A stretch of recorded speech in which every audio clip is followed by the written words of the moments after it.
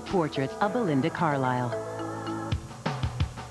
By the end of 1982, the Go-Go's were at the height of their fame, and Belinda Carlisle was anointed the divine diva of pop, the other four Go-Go's paling in the shadow of her celebrity. I had a problem being that much of a focus. And I mean, it was okay on a local level, but when all of a sudden, you know, there were points that I couldn't really walk down the street, it felt very uncomfortable to me. Girls would scream and yell, and guys would scream and yell. It was like a Beatlemania thing. When they got famous, it really did explode. It exploded so quickly. I don't think that almost anybody's prepared for it. Especially Belinda. As the lead singer, she was under constant scrutiny by the media, and it was her weight that received the most attention. Weight was always mentioned, and there'd be pictures of me when I was heavier. Has she been eating any, you know, it looks like she's been heading for the deli trays, you know, backstage, that kind of thing. And it was horrible. It's a different thing to just think you put on weight and then read about it in like 80 publications. It's Belinda Carlisle. Look how pudgy she looks. I think that she was in a lot of pain over that, and it was gross, you know, and it is gross when people do that. I think that really hurt her, and she didn't know how to deal with it. It wasn't an easy thing for me to handle, and so I would use drugs as a way to sort of deal with it all. Under the glare of the spotlight, Belinda's once casual drug use had now grown into a devastating addiction to cocaine. She would stay up 4 or 5 days straight, snorting hundreds of dollars a day in cocaine. Success had afforded Belinda a toxic luxury. I started recognizing that Belinda had a drug problem when Belinda started showing up with drugs that she bought with her own money, because up until then, Belinda would never spend her own money on drugs. I have to say, that was the beginning of the end, is being able to afford them. Drugs moved center stage in Belinda's life, but she wasn't the only one with a problem. Lead guitarist Charlotte Cathy was hooked on heroin. Another dynamic had surfaced as well: jealousy. Belinda was the star, something Jane resented the most.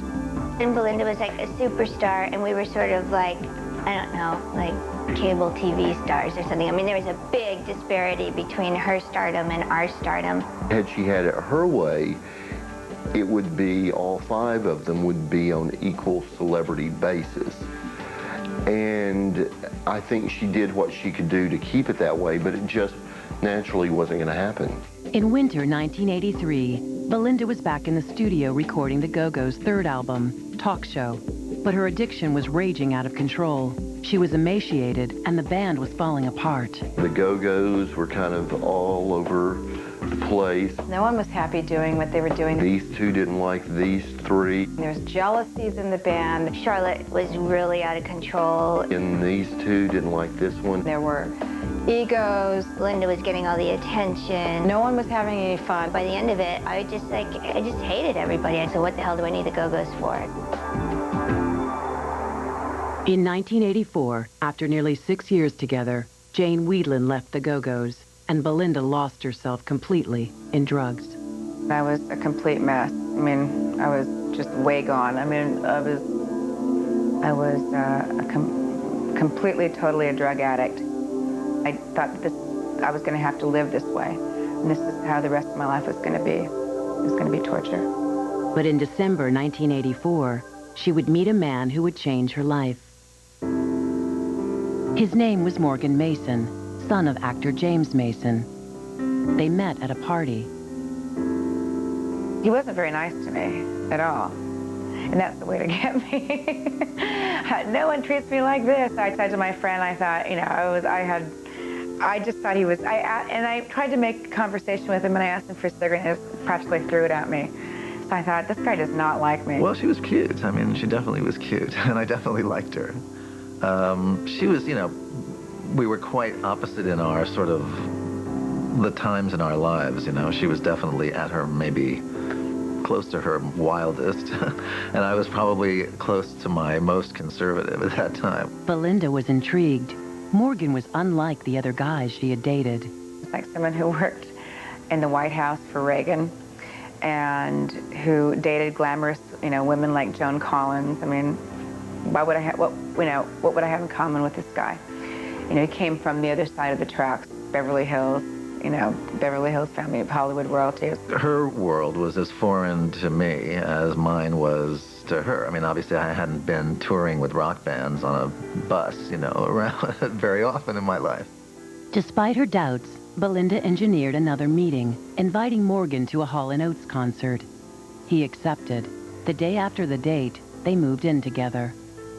I mean, we both decided then and there that we were soulmates, and so it just seemed perfectly natural to move in. That was like 3 or 4 days after we met, and we just got along perfectly, and it was just one of those things. I can't imagine being with anyone else.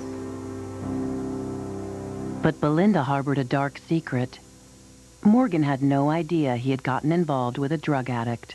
I was probably a little naive at the time about those things, and I didn't really realize that people went quite so far.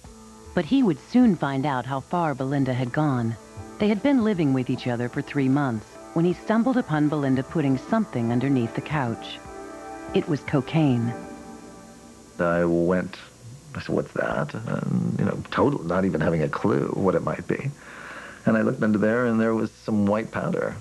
And I immediately, without sort of thinking about it, I took it outside on the terrace, and I brushed it off into the wind. And I said, basically, you have a choice. If you want to do that, then you can do that, but you're not going to do it with me. I had a choice. I could have a life with someone that I had fallen in love with, or I could continue with my drug use. And I already knew that I was killing myself, and because I was. I mean, I was absolutely killing myself. Belinda needed help. Ironically, she reached out to one of the Go-Go's, lead guitarist Charlotte Caffey. Charlotte had just gotten out of rehab for her addiction to heroin. She had been sober for 30 days. I was so newly sober. It was like, what, I didn't know what I was talking about. All I knew was I wasn't doing drugs. It had been 30 days, and that had not happened in years. So she was intrigued by it. I was able to see that I had a choice. With Charlotte's support, Belinda kicked her cocaine habit. And on May 10th, 1985, Belinda decided it was time to put an end to something else. Charlotte and I one side, and Kathy and Gina on the other. And we said, we're dissolving the band. We had to go in there and just say, it's over. We can't do this anymore. Charlotte gotten sober. I cleaned up my act, and it just wasn't working. Up next, a new look, a new life, and a new low. Well, I was told I had to stay thin, and so I did, at, whatever cost. You're watching Lifetime's intimate portrait of Belinda Carlisle.